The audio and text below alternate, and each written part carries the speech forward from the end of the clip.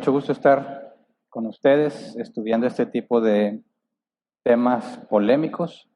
Espero que hayan aprovechado toda oportunidad que han tenido para hablar de eso con sus conocidos, con sus amistades. Espero que se hayan metido en problemas ya. Es parte necesaria de aprender a hablar y aprender a explicar de manera correcta. Todo en teoría lo tienes claro. Todo aquí en la mente parece que está fácil, sencillo, hasta que tienes que explicarlo. Y ya cuando lo explicas te das cuenta que realmente no lo entiendes como pensabas que lo entendías. Y es esa interacción o recibir un cuestionamiento o poner en duda lo que estás diciendo lo que te obliga a profundizar, a entenderlo mejor para poder explicarlo. Así que hemos visto muchos temas que son controversiales, pero si no has tenido la oportunidad de hablarlo con alguien, estás perdiendo una enorme oportunidad de comprenderlo bien y de ser efectivo a la hora de glorificar a Dios al momento en que tenemos estos, por así decirlo, choques con la cultura. Hoy vamos a continuar tomando el hilo de lo que vimos la semana pasada. La semana pasada hablamos del socialismo. Quiero hacer un breve resumen porque tiene que ver con lo que vamos a estudiar hoy. Para entender el sistema socialista, la semana pasada lo comparamos con el sistema capitalista y con el comunismo. De manera muy resumida, en el sistema socialista o en el socialismo, el gobierno posee los medios de producción y el gobierno controla el mercado. Es decir, no existe la iniciativa privada, no existen empresas privadas, todos trabajaríamos para el gobierno. En teoría, esto se traduce en un beneficio para toda la sociedad, que el gobierno repartirá entonces las utilidades y las ganancias de forma equitativa entre toda la sociedad a cada ciudadano según su necesidad. En este sistema no trabajas para recibir un sueldo. Es decir, sí recibes una paga, pero el gobierno determina lo que vas a recibir según tus necesidades. Entonces tus aptitudes, tu experiencia, tu habilidad, tu eficiencia, tu compromiso, etcétera, etcétera, no determina el ingreso que vas a tener.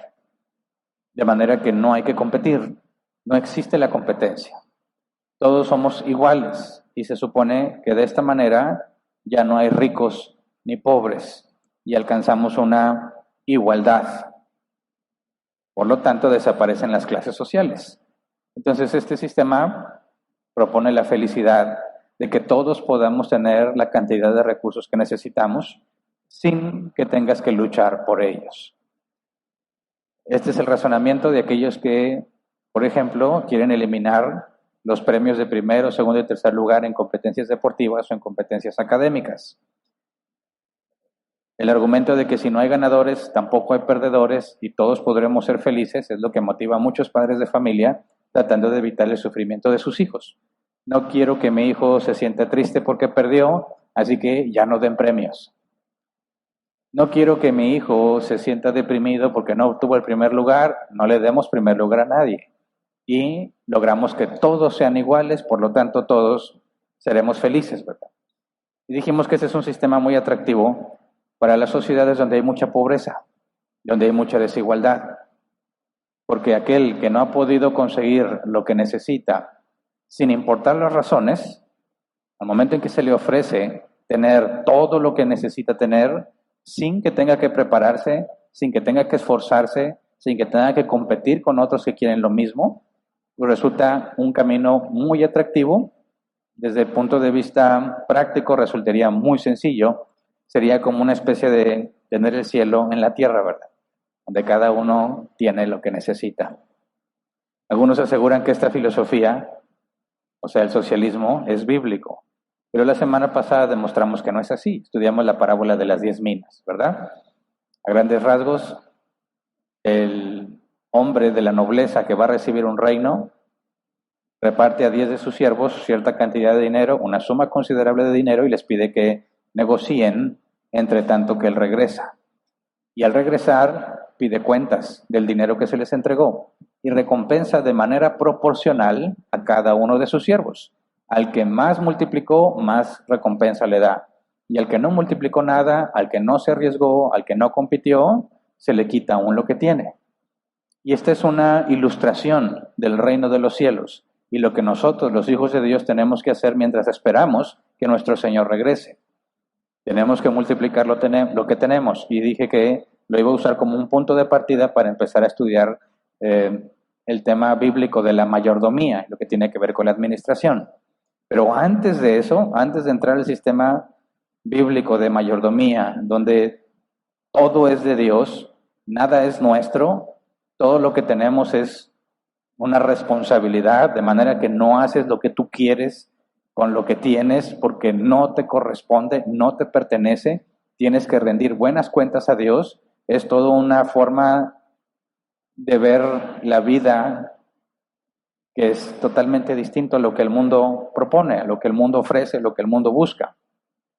Así que buscando el modelo bíblico, decimos y dijimos la semana pasada que el sistema capitalista se apega más a ese modelo y nos permite practicar ese modelo, mientras que el sistema socialista está en contra totalmente de ese modelo, porque no negocias tú, no prosperas, no multiplicas, no se te da según lo que hayas hecho, sino que a todos se reparte por igual, asumiendo que las personas que van a estar en el poder son buenas personas y no van a aprovecharse de eso y no van a beneficiarse de eso y van a ser siempre imparciales, y por eso siempre fracasa el socialismo donde se pretende establecer.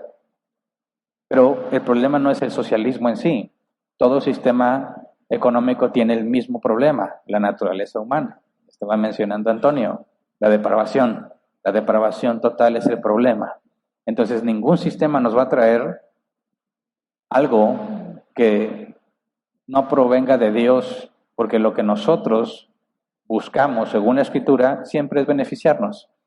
Y creo que tenemos un ejemplo muy claro en Venezuela, que es el caso más reciente, donde intentaron implementarlo y hay un enorme y masivo éxodo de venezolanos abandonando su país porque no funciona y no se cumplió todo lo que le prometieron. Ahora, el día de hoy vamos a estudiar algo muy relacionado, y es el tema de la justicia social. No sé si algunos lo han escuchado, quisiera que levanten su mano aquel que nunca ha escuchado sobre la justicia social. Levante su mano. ¿Ok? Si es una buena cantidad de personas, pues ¿en qué mundo viven ustedes? Quizás en nuestro país no nos está afectando tanto, nos está llegando, pero si analizas lo que pasa con nuestros vecinos Estados Unidos, es un problema y ha sido un problema muy serio y no tarda en llegar para acá. Entonces, estamos a muy buen tiempo de poder entender esta problemática y poder identificarla cuando llegue, porque, como lo comenté el domingo pasado, también se habla de un evangelio social o un evangelio de la justicia social, derivado de este concepto. Los cristianos han adoptado este concepto de la justicia social y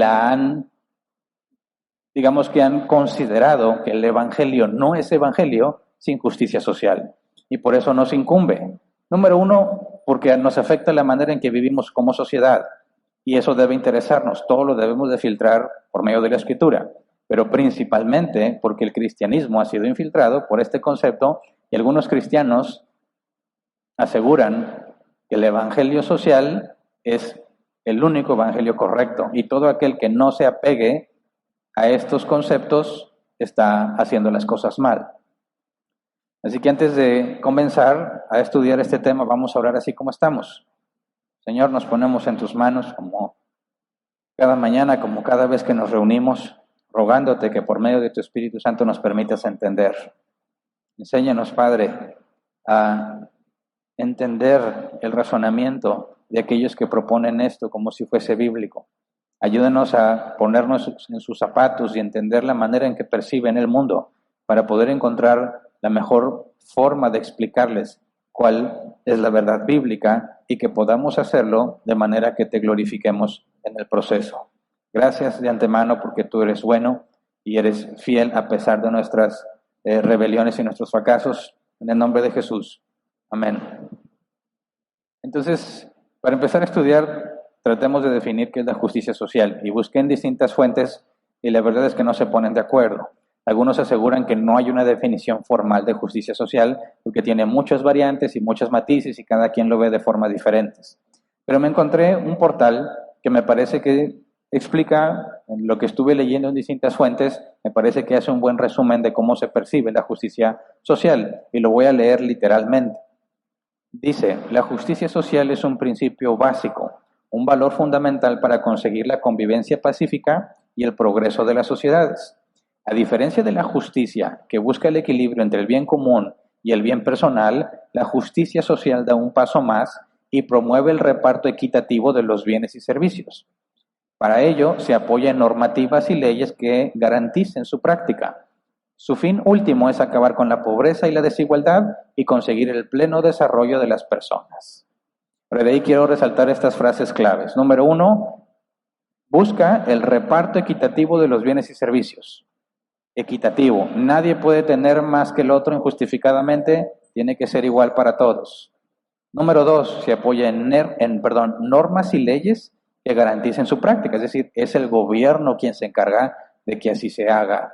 Y número 3, su fin último es acabar con la pobreza y la desigualdad. Pregunto yo, ¿no es esto lo que estudiamos la semana pasada?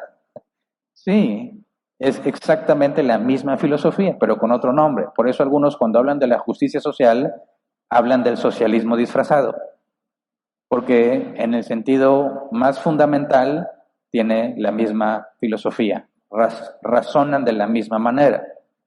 El problema es que este es más peligroso que el socialismo porque hay verdad en lo que ellos dicen y esto genera confusión. Es aquí donde la palabra bíblica, discernimiento, lo que bíblicamente significa, según el original, es distinguir entre algo verdadero y algo que parece verdadero. Algo verdadero de algo que parece verdadero. Para eso tienes que tener un buen conocimiento bíblico de lo que es el Evangelio. Y me parece que ese es un área muy débil en los cristianos.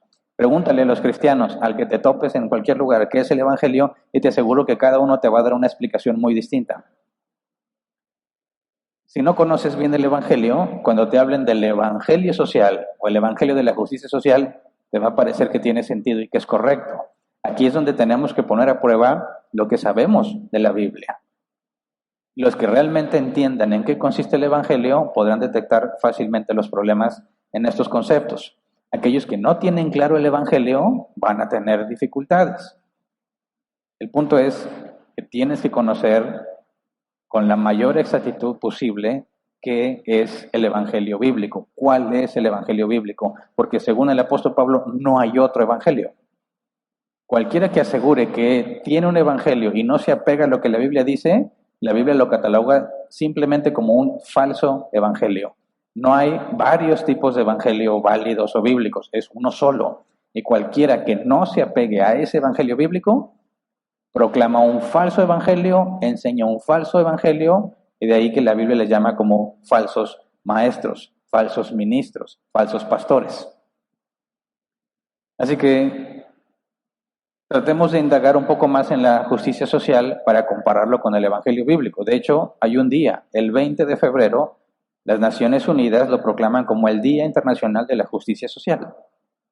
Aquellos que no sabían qué es la justicia social, ¿qué hacen el 20 de febrero? ¿No lo celebras? Según otros sitios, quiero mencionar los 7 ejemplos más importantes de la justicia social. ¿Qué es lo que se supone que está buscando? Y estos 7 ejemplos son los que ilustran lo más importante de este concepto. Número 1, con respecto a la educación, que la justicia social tiene que ver con la educación en el sentido de que la educación debe ser inclusiva, equitativa y de calidad. Todos los niños, niñas y adolescentes tienen derecho a acceder a una educación que les permita formarse y les asegure un futuro en igualdad de oportunidades. Número 2, igualdad de género. Aunque las leyes reconocen los mismos derechos para hombres y para mujeres, la igualdad de género sigue siendo una tarea pendiente. Las sociedades deben procurar que todas las personas tengan garantizado el acceso a sus derechos sin tener en cuenta su género. Y fíjate bien que no está hablando de ideología de género, está hablando de hombres y de mujeres. Tercero, la trata de personas y el abuso. Dice, la pobreza, la exclusión y las guerras exponen a los más vulnerables a caer en las redes de las mafias de la trata. A través de las legislaciones, los países trabajan para condenar uno de los tipos de explotación más lucrativos del mundo.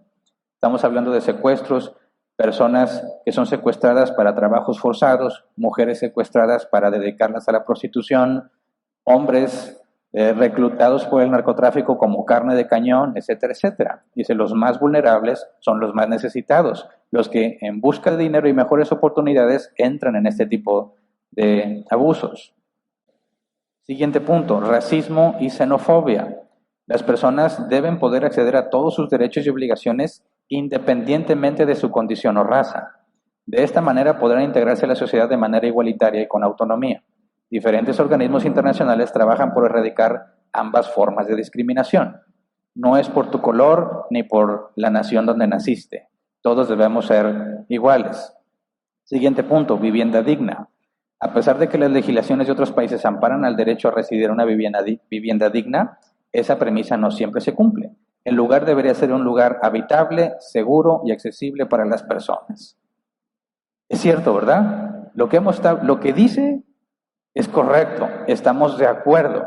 Siguiente punto, atención sanitaria. La calidad de vida de las personas depende de un alto grado de factores sociales y económicos. La pobreza y la exclusión tienen un elevado impacto en la salud de las personas. Por eso los países deben vigilar, proveer un sistema sanitario suficiente y efectivo. Y estamos de acuerdo con esto. Último punto, el área laboral. El trabajo digno permite a las personas desarrollarse y desenvolverse en la sociedad. El acceso a empleo y la retribución justa ayuda a crecer a las sociedades y las convierte en más cohesionadas y equitativas. Esos son los 7 puntos. Y la pregunta es, bíblicamente, ¿estamos de acuerdo con eso o no? Por supuesto que sí. No hay ningún problema bíblico en lo que leí. Estamos de acuerdo en que no debes de tener mayores o menores derechos independientemente de si eres hombre o mujer. Todos debemos tener los mismos derechos. Bíblicamente todos tenemos la imagen de Dios, imago Dei en latín, y todos tenemos el mismo valor. Por eso no debe de haber discriminación que si eres hombre o eres mujer, o si eres oriental, o si eres mexicano, o si eres de otro país, otra nacionalidad. No tenemos por qué tratar diferente a las personas según el lugar donde nacieron, porque eso tampoco es bíblico. Iría en contra del concepto de que todos los seres humanos portamos la imagen de Dios, como explicó Antonio. Todos queremos que las personas tengan una vivienda digna, ¿verdad? Y que el trabajo sea digno y que tengan acceso a la salud. Entonces, cuando hablamos de estos temas y dicen la justicia social lucha por eso, los cristianos bajan la guardia porque dicen, es correcto, nosotros también queremos que la sociedad sea así. Consideramos que es justo y correcto bíblicamente que todos luchemos para que estos derechos realmente se pongan en práctica. En papel lo dice, pero muchas veces no sucede. Entonces, primero afirmamos, así como nos describen estos conceptos, ningún cristiano estaría en desacuerdo. Todos estaremos de acuerdo en que eso es correcto y agradable a los ojos de Dios. De hecho, tiene respaldo bíblico. Si realmente venimos de los animales y no somos más que producto del azar, no tiene ningún sentido lo que están diciendo aquí. Porque igual le deberías de dar a la sociedad de las cebras, o de los perros, o de los gatos, para que tengan una vivienda digna y que tengan acceso a la salud. Dices, para ellos no aplica, para nosotros sí, pero si realmente venimos, como dicen, de una pequeña partícula que milagrosamente cobró vida y milagrosamente se supo alimentar y milagrosamente se supo reproducir, etcétera, etcétera, no tiene ningún sentido que esto sea solo para los humanos. Tendríamos que trasladarlo a todo ser viviente. Así que esto va en armonía con la Escritura, no tenemos ningún problema. Ahora, según la justicia social, dice, si en una sociedad, imagínate que queremos analizar nuestra sociedad, si en una sociedad no todos tienen los mismos derechos y las mismas oportunidades, entonces es una sociedad injusta y requiere justicia social. ¿Entiendes? Va enfocado a las sociedades. ¿Cómo vivimos aquí en Monterrey? Monterrey es toda el área metropolitana a los ojos de cualquiera de fuera, ¿verdad? Sabemos que Monterrey es un municipio específico, pero si me preguntan, ¿de dónde eres? Y le digo, de Apodaca, nadie sabe qué es eso. Le digo, de Monterrey. Ah, de Monterrey, los codos, ¿eh? Bueno, entonces, analicemos, ¿cómo nos va aquí? ¿Vivimos en una sociedad justa o injusta? ¿Se desprecia a las mujeres? ¿Le hacen el feo a nuestros amigos que serán coreanos, los que han estado llegando últimamente? Más cada vez ves más letreros en coreano y quién sabe qué dice, ¿verdad? Hay que aprender coreano ahora. Pero vemos que se empiezan a integrar, o yo no sé, yo nunca he visto que se les discrimine. Bueno, la intención de la justicia social es analizar a una sociedad y determinar si es justa o es injusta. Y si es injusta, se debe presionar a que el gobierno ponga normas y leyes para que sea justa, ¿verdad? Ahora, por supuesto que nuestra sociedad es injusta, no hay sociedad perfecta. Por supuesto que aquellos que no han sido tratados justamente merecen que se les haga justicia. En eso estamos de acuerdo. El problema es que cuando tratan de aplicar la justicia social, empieza a desviarse ese concepto y se convierte en otra cosa. Por ejemplo, algunos cuando hablan de justicia social dicen, a ver, ¿cómo están aquí los índices de pobreza en Monterrey? Decimos, sí, hay personas muy pobres y tenemos uno de los municipios más ricos del mundo. Hay una enorme desigualdad. Una persona pobre en nuestra ciudad es muy pobre.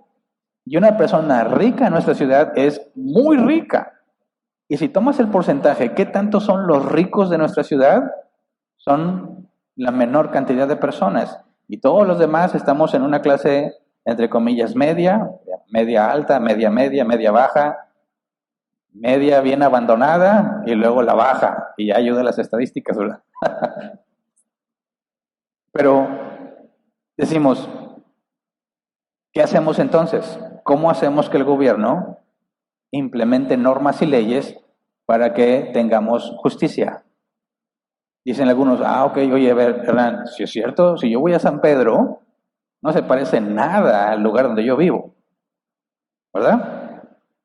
Ni siquiera las calles, ni las áreas verdes, ni el espacio que hay para transitar allá, ni la ausencia de grafiti, la calidad de tiendas que hay ahí, el tipo de coches que ves pasar, la manera en que están diseñados los pasos peatonales, algunos toques artísticos. No, hombre, aquí sálvese quien pueda, ¿verdad? ¿Cómo le hacemos entonces? ¿Cómo implementamos la justicia social? Bueno, algunos dicen, ¿sabes qué, Hernán? Estoy entendiendo que el problema es que no tengo los mismos privilegios que los que viven allá. ¿Por qué ellos sí tienen y nosotros no? Y se ponen a pensar, oye, yo no fui a la escuela a la que ellos fueron. Yo no nací en una familia como la que ellos nacieron, ¿verdad? Entonces, ¿por qué soy pobre? Mala suerte. Un día desperté y me di cuenta que vine a una familia de clase media baja, mientras que otro despertó y vino a una de las familias que viven en San Pedro. Yo no escogí mi familia y él tampoco, pero así nos tocó.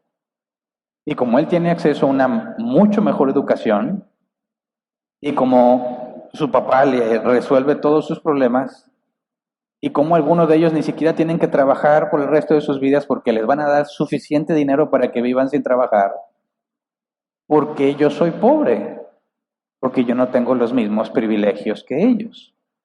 ¿Cómo implementamos la justicia social? Denme a mí también eso. Y ya vamos a estar iguales. ¿Se entiende el concepto? Si no tienen los mismos privilegios, los mismos beneficios, los mismos recursos que los ricos, entonces dicen, aquí hay injusticia. No es justo que ellos tengan y nosotros no. Y luego empiezan a idear un poco más. ¿Por qué los pobres son empleados y los ricos empresarios? Dicen, porque en la escuela nos enseñan a ser empleados. En la universidad nos enseñan a ser empleados. Nos dicen que lo que más que puedes aspirar es ser un buen gerente. Pero si tú le echas un vistazo a la educación de los hijos de los ricos, a ellos no les enseñan a ser empleados, a ellos les enseñan a ser empresarios.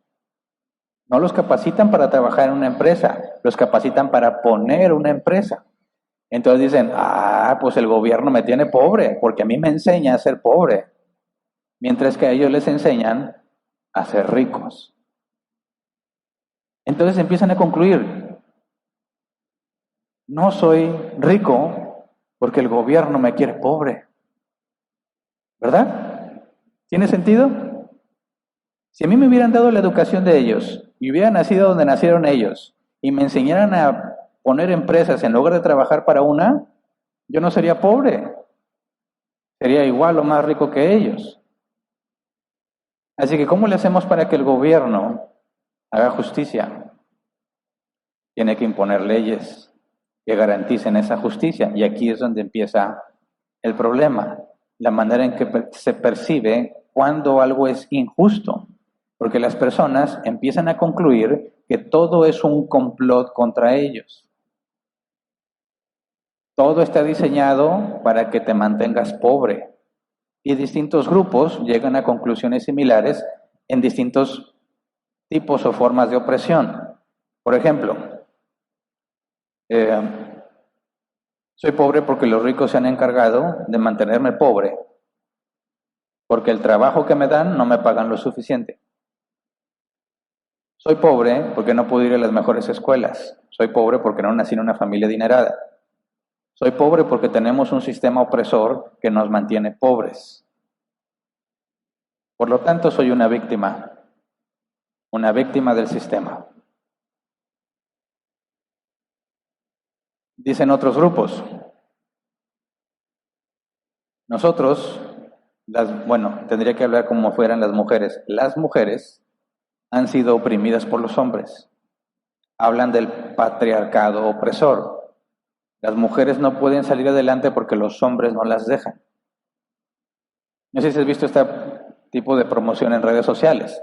Ponen un ejecutivo listo para salir corriendo en una carrera y ponen a ejecutivas también en la misma pista para competir la misma carrera, pero luego te ponen la imagen de que en el camino que tiene que correr el ejecutivo, hombre, es un camino despejado. Y luego te fijas en el camino de las mujeres ejecutivas y está una lavadora, está un bebé, está la plancha, y dicen eso es injusto, porque las mujeres, como los hombres las oprimen y las quieren tener haciendo las labores de la casa y cuidando a los niños, no pueden competir con los hombres y por eso no avanzan, porque los hombres las oprimen. Fíjate bien, la mayor cantidad de empresarios, ¿son hombres o mujeres? Son hombres. ¿Y por qué no hay más mujeres? Porque no las dejan. Así que dicen las mujeres, aquí hay un patriarcado opresor. ¿Qué dice la comunidad LGTBQI? Lo mismo, pero le agrega una palabra, heteropatriarcado opresor. Los heterosexuales nos oprimen.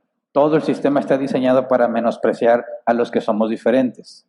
Hay que acabar con el sistema heteropatriarcal opresor. ¿En qué consiste esto? En que somos víctimas y alguien tiene la culpa de que yo no tenga éxito. Alguien es el responsable de mi fracaso. Necesitamos que se haga justicia. Ahora,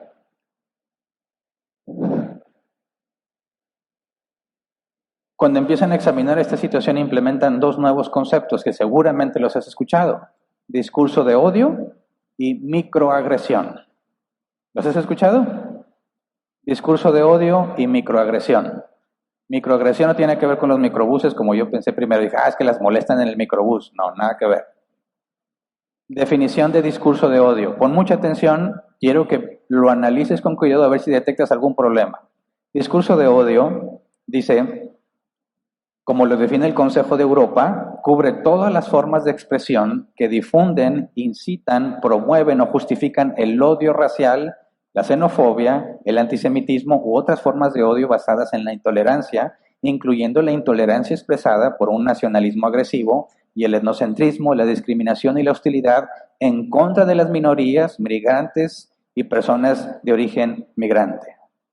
Está muy técnico, ¿verdad? Y como que extenso. Se dificulta decir, bueno, ¿cómo lo aplico? ¿Cómo sé si lo que estoy haciendo ahorita no es discurso de odio? Bueno, ahora vamos a la microagresión.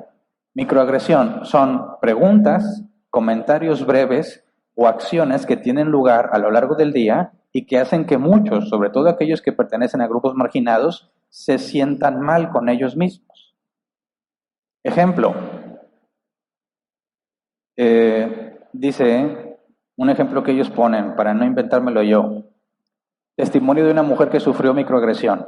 Cuando comencé la escuela de posgrado, para estudiar una maestría, 2 mujeres blancas dieron la clase de introducción y yo fui una de las 2 mexicoamericanas en el grupo. Eran latinas, eran las únicas 2 latinas, ¿verdad? Me llamaban constantemente María, el nombre de la otra chica, y nos confundían a pesar de que yo me llamo Alejandra y no me parezco a ella. Dicen, eso es una microagresión. ¿Por qué? Porque por ser mexicana te debes llamar María. Y hace que ella se sienta menos, porque nadie se acuerda de su nombre. Tú, María. ¿Por qué? No porque sea María su nombre, sino porque es mexicana. ¿Me explico? Yo me di cuenta que los cristianos hemos sufrido muchas microagresiones. Cuando me dicen aleluya, me están microagrediendo. Otro ejemplo, dice, preguntarle a una persona sobre su origen étnico basado en su apariencia física es una microagresión, porque presupone que el otro no puede ser de mi misma nacionalidad por cómo se ve. Ejemplo, ves a una persona con los ojos rasgados y le dices, oye, tú eres chino, ¿verdad? Dicen microagresión. ¿Por qué? Porque ¿qué te hace pensar que porque se ve así no es mexicano como tú? ¿Por qué tiene que ser un extranjero? ¿Por qué le tienes que recordar a esa persona que no parece que es de aquí y hacer que se sienta mal? Esa es una microagresión también. ¿Cuántas microagresiones has dicho? Una bola de infractores aquí, ¿verdad? Ahora, dice sobre la microagresión. La lenta acumulación de estas microagresiones pueden generar baja autoestima, sentimientos de alienación y eventualmente problemas de salud mental, advierten investigadores. O sea que si me dicen muchas veces aleluya, voy a tener problemas. Me voy a sentir alienado, así como que yo no pertenezco aquí, yo soy un aleluyo y no pertenezco a la sociedad. Y me va a llevar a depresión y problemas mentales. Dice, la discriminación sutil se acumula con el tiempo y puede generar estrés o ansiedad. Ya ven que decimos que las generaciones más recientes le llaman la generación de cristal. ¿Por qué? Porque luego detectan este tipo de microagresiones y buscan defender y evitarlas. Ahora, eres un microagresor de seguro, pero ¿has hablado un discurso de odio? Según la definición que vimos está muy complejo, ¿verdad? Pero fíjate bien el punto. Discurso de odio, todas las formas de expresión, algo que estás diciendo, haciendo, que difunden, incitan o promueven o justifican el odio racial, la xenofobia, otras formas de odio basadas en la intolerancia. Cuando tú hablas algo con respecto a no tolerar ciertas cosas, estás hablando un discurso de odio. Así de simple. ¿Cómo determinas que es un discurso de odio? Dice, tiene que ver con cómo se siente la persona que lo escucha. Si se siente denigrado, si se siente maltratado, si se siente marginado, entonces tu discurso está promoviendo esa marginalización, está promoviendo ese odio contra esas personas, por consecuencia es un discurso de odio. Ahora, ¿cómo se resuelve según la justicia social ese tipo de problemas? El gobierno tiene que poner normas y leyes para asegurar que se haga justicia. ¿Has visto en redes sociales que censuran videos de predicaciones cristianas bíblicas? No.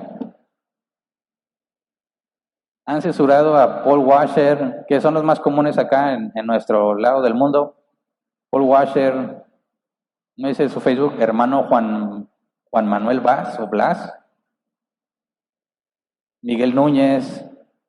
Les han censurado los videos. ¿Por qué? Porque es discurso de odio. ¿Por qué? Porque hablan sobre la homosexualidad, diciendo que es pecado. Entonces, fíjate, para que algo sea discurso de odio, yo tengo que analizarlo. Si a mí alguien viene y me dice, hombre, el cristianismo es una tontería, solo los ineptos y las abuelas creen en el cristianismo. Si yo adoptara el concepto de justicia social, diría, discurso de odio. No microagresión, discurso de odio. Y voy a pedirle a Facebook que te censure. ¿Y qué va a hacer Facebook? Censurarlo. ¿Por qué? Porque es discurso de odio. Pero ¿qué tal si otro dice, no, tiene toda la razón, para mí no es discurso de odio? ¿A quién le vas a hacer caso?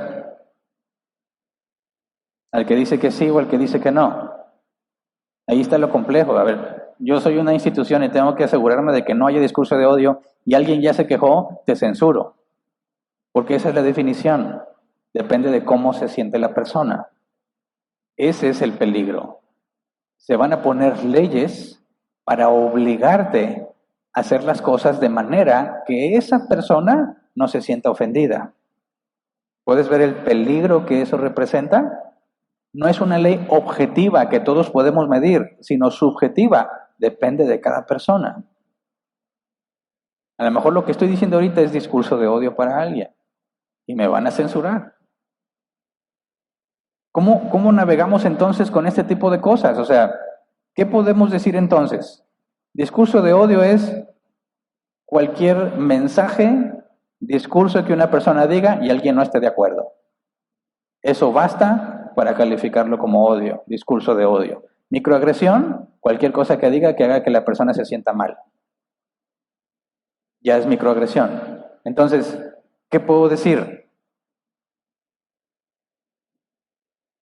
¿Cómo le hago para no microagredir a nadie? Es imposible. Ahora, esto se ha metido al cristianismo. Esta idea de la justicia social, dicen, nosotros los cristianos no debemos permitir ninguna forma de violencia, ningún discurso de odio. Por eso muchos pastores cristianos no dicen que la homosexualidad es pecado. ¿Por qué? Porque va a ser discurso de odio. Porque si tú dices que la homosexualidad es pecado, estás haciendo que ese grupo marginado sea visto mal, sea visto como malvado. Dice, las redes sociales y distintas instituciones te van a censurar porque estás discriminando a una minoría. Ya no va a haber libertad de expresión, no vas a poder decir lo que tú quieras, tienes que apegarte a lo que los demás dicen. Por eso hay ejercicios muy buenos de investigación. He visto entrevistas que se acercan con una persona, y lo he comentado antes, le preguntan, oye, ¿qué opinas de que yo me identifique como una mujer? Y es un hombre el que está hablando. ¿No? Estás en tu derecho. Ok. Y si me identifico como una mujer oriental, es un chavo güero, ¿verdad? Bueno, estás en tu derecho. Bueno, y si yo me identifico como una mujer oriental que mide 2 metros de estatura, y se pueden dudar, no, oye, pero yo me identifico así. No, está bien, si tú te identificas así no hay ningún problema. ¿Por qué no dicen la verdad? Lo van a calificar de discurso de odio y lo van a censurar y nadie quiere ser censurado. Ese es el mundo en el que vivimos y no nos ha llegado tan fuerte acá, pero ya empezaron a censurar pastores cristianos que dicen las cosas desde una perspectiva bíblica. En Canadá estaban tratando, no sé si la ley se aprobó hace varios años, de forzar a los maestros a referirse a sus estudiantes según se identifiquen. Si un maestro le decía, señorita, por favor, pase el pizarrón, podía ser acusado de discurso de odio si esta señorita se identifica como varón, o como género fluido, o como perro, o como sea. Entonces, si yo me atreví a decirle, señorita, ¿puede hacer esto como señorita? Si yo soy Juan, yo ya podría ser castigado y disciplinado en la universidad. Lo que tengo que hablar es en forma neutra, señore o señorite, para no agredir. ¿Me explico? Eso representa un serio problema para los cristianos que tenemos la encomienda de hablar la Escritura, porque prácticamente todo lo que diga la Escritura con respecto al pecado del ser humano va a ser tachado como discurso de odio, no contra un grupo, sino contra la humanidad entera. Así que sí nos afecta. Llegará el momento en que decir la verdad te va a llevar a la cárcel. Si la gente se pone de acuerdo que 2 más 2 es 5 y te atreves a decir que es falso, que 2 más 2 es 4, puedes ir a la cárcel, porque estás hablando discurso de odio contra todos aquellos que piensan que 2 más 2 es 5. Ahora, ¿cómo se metió esto en la iglesia? Seguramente lo has visto. Los predicadores, los evangelistas dicen, ven a Cristo, Él te ama tal como eres. No le dicen que están mal y que tienen que arrepentirse, porque eso sería discurso de odio.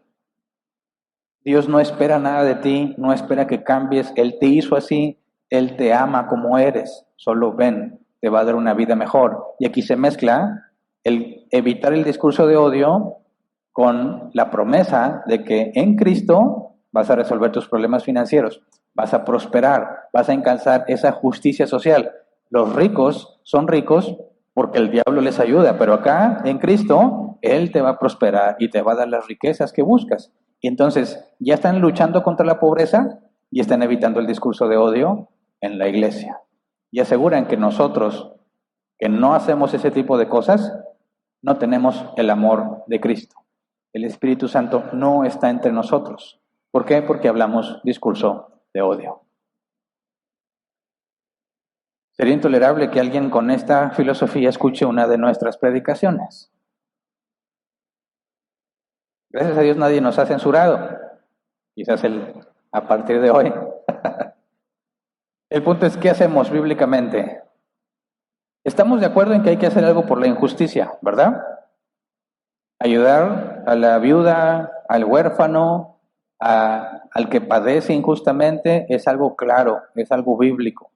Luchar que todos seamos tratados con igualdad es algo claro, es algo bíblico, pero el concepto de la justicia social es bíblica.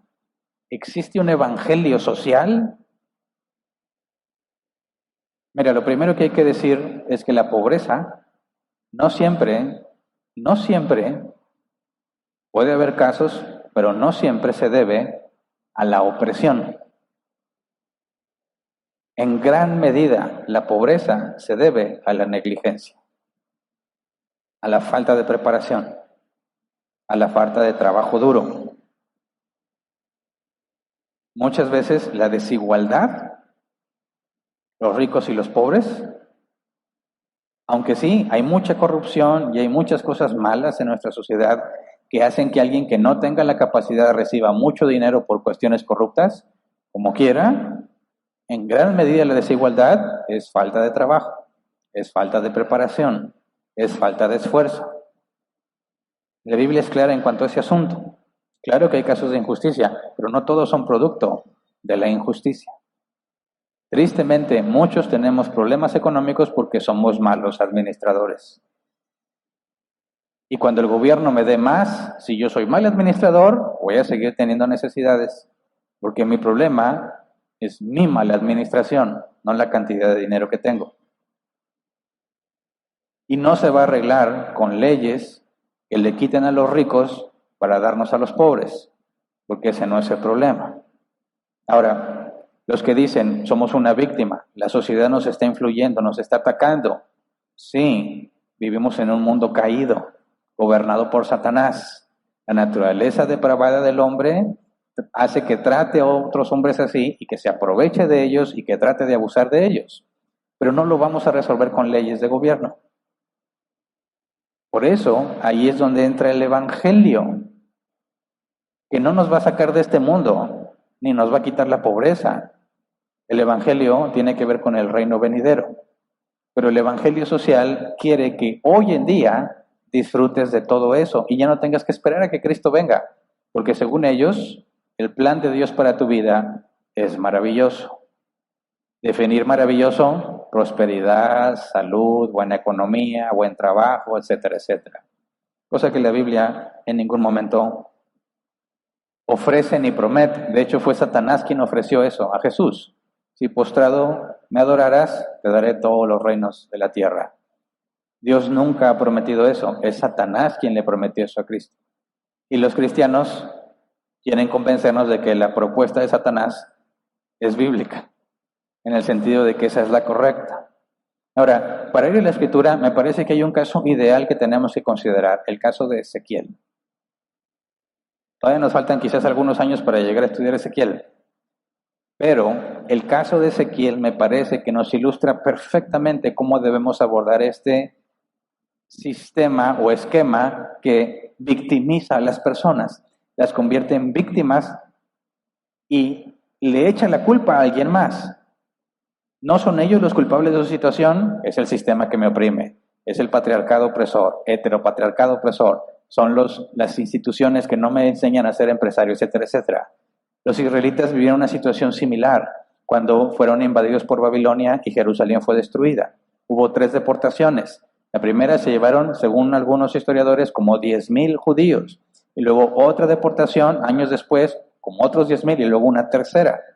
Ezequiel fue llevado cautivo a Babilonia en la segunda deportación, cuando tenía 25 años. Estaba muy joven. 5 años después, en cautiverio, Dios lo encomendó a predicar. Fue llevado a Babilonia y fue encomendado a predicarle a los cautivos en Babilonia. Mientras que los que se quedaron en Jerusalén tenían a Jeremías. Dios encomendó a Jeremías para que le predicara a los que quedaron en la Jerusalén destruida bajo el control de Babilonia. Los israelitas se veían a sí mismos como víctimas en todo este proceso. Mira, vamos a Jeremías 31:29.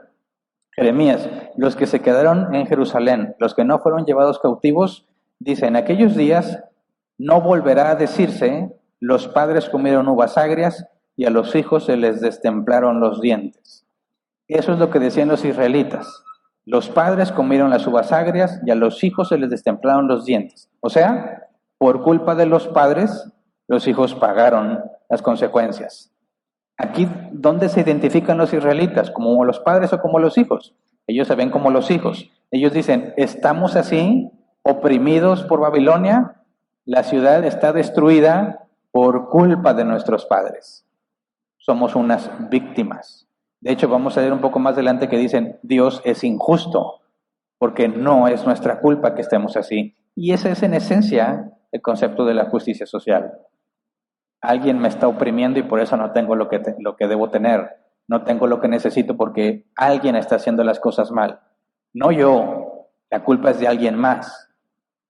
Ahora, el hecho de que Dios manda a Ezequiel a predicarles y el mensaje que les manda a predicar es el camino a seguir para nosotros. Porque cuando los israelitas se veían a sí mismos como unas víctimas de las circunstancias, el mensaje que Dios les manda es un discurso de odio según la definición que vimos. Mira, antes de llegar allá vamos a Génesis 3, 9 a 13. Génesis 3, 9 a 13. Adán y Eva. Yo creo que ellos fueron los que inventaron la justicia social. Dice, pero Dios el Señor llamó al hombre y le dijo, ¿dónde estás? El hombre contestó, escuché que andabas por el jardín y tuve miedo porque estoy desnudo. Por eso me escondí. ¿Y quién te ha dicho que estás desnudo? Le preguntó Dios. ¿Acaso has comido del fruto del árbol que yo te prohibí comer? Él respondió, la mujer que me diste por compañera me dio ese fruto y yo lo comí. Entonces Dios el Señor le preguntó a la mujer, ¿qué es lo que has hecho? Y la serpiente me engañó y comí, contestó ella. Adán es una víctima, Eva es una víctima y a serpiente no se le dio oportunidad de hablar, si no también le hubiera echado la culpa a alguien. Adán, ¿por qué estás así? ¿Por qué perdiste el estatus que tenías? ¿Por qué perdiste el gobierno que tenías? Eva, la culpa de Eva, soy una víctima, el matriarcado opresor. El feminismo. ¿Y Eva qué? La culpa de la serpiente. Bueno, ¿cómo le dio Dios con esa victimización? A cada uno le dio su condena. Vamos a Ezequiel, capítulo 3, versículo 16 al 21. Fíjate cómo Dios lo encomienda y qué es lo que se le demanda. Ezequiel 3, 16 al 21. Al cabo de los 7 días el Señor me dijo lo siguiente, hijo de hombre, a ti te he puesto como centinela del pueblo de Israel. Por tanto, cuando oigas mi palabra, adviértele de mi parte al malvado, estás condenado a muerte. Si tú no le hablas al malvado ni le haces ver su mala conducta para que siga viviendo, ese malvado morirá por causa de su pecado, pero yo te pediré cuentas de su muerte. En cambio, si tú se lo adviertes y él no se arrepiente de su maldad ni de su mala conducta, morirá por causa de su pecado porque tú habrás salvado tu vida.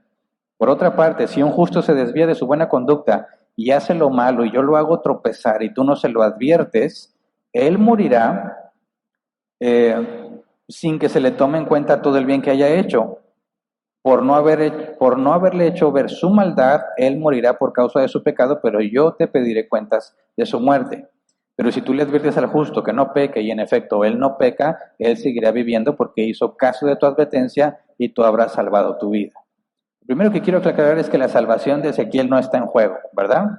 Cuando dice, lo demandaré porque el otro se murió, dice, por su propio pecado morirá, pero a ti te demandaré que no le advertiste. ¿Cuál es el mensaje a las víctimas? Estás condenado a muerte. ¿Por qué? Porque has pecado. ¿Cuál es la esencia del Evangelio? Exactamente eso. Todos han pecado y están destituidos de la gloria de Dios. Dios ha instituido un juez que va a venir a juzgar a cada hombre según sus obras. La paga del pecado es muerte. Si se te juzga según tus obras, morirás. ¿Has pecado? Estás condenado a muerte. Es exactamente la esencia del Evangelio. ¿Verdad? ¿A quién se lo está predicando? A los que dicen, nuestros padres comieron las uvas agrias y a nosotros se nos caen los dientes. Víctimas. ¿Cuál es el mensaje que Dios manda para las víctimas? Olvídate de que estás en opresión, olvídate de que Babilonia los tiene bajo dominio, estás condenado a muerte por tu pecado. Y eso es muy importante que lo entendamos. No se le envió a mejorar la situación social de los israelitas. No se le envió a apoyarlos, a evitar el discurso de odio. Se le envió a decirles, ustedes son pecadores y a menos que se arrepientan, perecerán. ¿Cómo le habrá ido a Ezequiel? No se nos especifica en la Biblia cómo murió. Pero fíjate, ahora vamos a Ezequiel 18, 1 al 4. Tiempo después, Dios envía a Ezequiel a confrontar la idea de que son víctimas. Fíjate cómo Dios aborda el tema de la victimización. Ezequiel 18, 1 al 4. El Señor me dirigió la palabra. ¿A qué viene tanta repetición de este proverbio tan conocido en Israel? Los padres comieron uvas agrias, a los hijos se les destemplaron los dientes. Yo, el Señor Omnipotente, juro por mí mismo que jamás se volverá a repetir este proverbio en Israel. La persona que peque morirá. Sepan que todas las vidas me pertenecen, tanto la del Padre como la del Hijo. Entonces Dios aborda este tema de la victimización. Soy una víctima. Y dice, a ver, momento, la persona que peque morirá. La paga del pecado, dice el Nuevo Testamento, es muerte. Sigue siendo lo mismo. Todas las vidas me pertenecen, tanto la del Padre como la del Hijo. Dice Dios, yo soy el dueño de todos ustedes. Y luego pasa a explicar cómo hace justicia, en qué está basada la justicia divina. Ezequiel 18, 5 al 9. Quien es justo practica el derecho y la justicia. No participa de los banquetes idolátricos en los cerros, ni eleva plegarias a los ídolos de Israel. No deshonra a la mujer de su prójimo, ni se une a la mujer en los días de su menstruación. No oprime a nadie, ni roba, sino que devuelve la prenda al deudor. Da de comer al hambriento y viste al desnudo. No presta dinero con usura ni exige intereses. Se abstiene de hacer el mal y juzga imparcialmente entre los rivales. Obedece mis decretos y cumple fielmente mis leyes. Tal persona es justa y ciertamente vivirá, lo afirma el Señor Omnipotente. Lo primero que le dice, para Dios ese es un hombre justo. ¿Por qué les está explicando qué es un hombre justo? Está formando en ellos un punto de referencia. Ellos dicen, yo soy una víctima, no tengo por qué estar así. Dios dice, esto es el deber ser. Nos da un punto de comparación. No te comparas con otros que son como tú. No te comparas con otros entre comillas, oprimidos. ¿Verdad que estamos bien pobres por culpa de los ricos? Sí. No. Dios empieza a hablar de justicia. Este es un hombre justo. Ahora vamos a Ezequiel 18, 10 al 13. Dice, pero bien puede suceder que esta persona tenga un hijo violento y homicida, que no sigue su ejemplo, y participa de los banquetes idolátricos en los cerros, que deshonra a la mujer de su prójimo, oprime al pobre y al indigente, robe y no devuelva la prenda al deudor, y eleve plegarias a los ídolos e incurra en actos repugnantes, que además preste dinero con usura y exija intereses. ¿Tal hijo merece vivir? Claro que no. Por haber incurrido en estos actos asquerosos, será condenado a muerte, y de su muerte solo él será responsable. El justo no muere porque no peca. El que se muere es el que peca, y él es responsable de su muerte. Ezequiel 18, 14 al 18. Ahora bien, ese hijo podría a su vez tener un hijo, o sea, el hijo malo puede tener un hijo que observa todos los pecados de su padre, pero no los imita, pues no participa de los banquetes idolátricos en los cerros, ni eleva plegarias a los hijos de Israel, ni deshonra a la mujer de su prójimo, no oprime a nadie, no roba, devuelve la prenda al deudor, da de comer al hambriento y viste al desnudo, se abstiene de hacer el mal, no presta dinero con usura ni exige intereses, cumple mis leyes y obedece mis decretos. Un hijo así no merece morir por la maldad de su padre, merece vivir. En cuanto a su padre, que fue un opresor, que robó a su prójimo y que hizo lo malo en medio de su pueblo, morirá por su propio pecado. Ahora, ¿dónde crees que se ubican los israelitas aquí en esta historia? Dios le dice, hay un padre justo, un hijo malvado, y ese hijo malvado tiene un hijo justo. Esta pregunta es muy común entre los cristianos. ¿Tú, padre, madre de familia, eres cristiano? ¿Tu hijo va a ser cristiano? Dice, pues claro, porque nosotros somos cristianos. Error. Nadie es cristiano por herencia. ¿Verdad? Tú podrás ser el mejor cristiano que pueda conocer y tu hijo puede ser un malvado. ¿Por qué? Porque la salvación es individual. No se hereda la salvación. Y al revés, bueno, y ese hijo malvado que no entiendes de dónde sacó esa maldad porque ustedes serían hombres rectos, él puede tener un hijo justo, que no sigue su ejemplo. Y ese hijo justo no va a pagar la maldad de su padre, así como el hijo malvado no recibe los beneficios del padre. Cada uno por su propio pecado. Ezequiel 18, 19 al 24. Pero ustedes preguntan, ¿por qué no carga el hijo con las culpas de su padre? Porque el hijo era justo y recto, pues obedeció mis decretos y los puso en práctica. Tal hijo merece vivir. Todo el que peque merece la muerte, pero ningún hijo cargará con la culpa de su padre, ni ningún padre con la del hijo. Al justo se le pagará con justicia, y al malvado se le pagará con maldad. Versículo 21. Si el malvado se arrepiente de todos los pecados que ha cometido, y obedece todos mis decretos y practica el derecho y la justicia, no morirá. Vivirá por practicar la justicia, y Dios olvidará de todos los pecados que ese malvado haya cometido. ¿Acaso creen que me complace la muerte del malvado? No quiero más bien que abandone su mala conducta y que viva. Yo, el Señor, lo afirmo. Si el justo se aparta de la justicia y hace lo malo y practica los mismos actos repugnantes del malvado, ¿merece vivir? No, sino que morirá por causa de su infidelidad y de sus pecados, y no se recordará ninguna de sus obras justas. Pausa. Pregunto yo, ¿qué tiene que ver esto con la destrucción de Jerusalén? ¿De qué les está hablando Dios? Víctima, entiende, tienes un serio problema, tu pecado. No la situación en la que estás viviendo, no que vives bajo el imperio babilónico, no que fuiste deportado y que ya no tienes la casa que tenías ni la vida que tenías. Ese no es el problema. El problema es que pecas y mereces la muerte. ¿Se entiende?